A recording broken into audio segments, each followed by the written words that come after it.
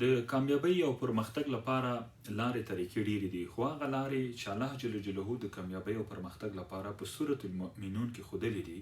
او الله جل جلاله یې چې قد افلح المؤمنون، کامیاب شول هغه کسان چې هغوی مؤمنان دي.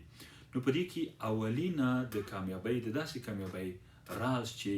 دغه کس هم په دنیا او هم په آخرت کامیاب شي، هغه ده چې الله جل جلاله فرمایي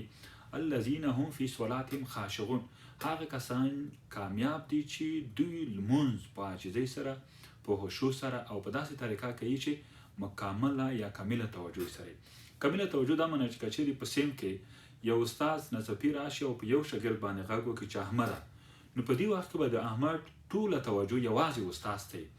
بل هیڅ لوري ته به د توجه نه وي، تر څو دغه د غږ نه معلومه کړي چې استاد ماته څه وایي. که موږ په لمونځه هم ودرېږو او په داسې طریقه یې وکړو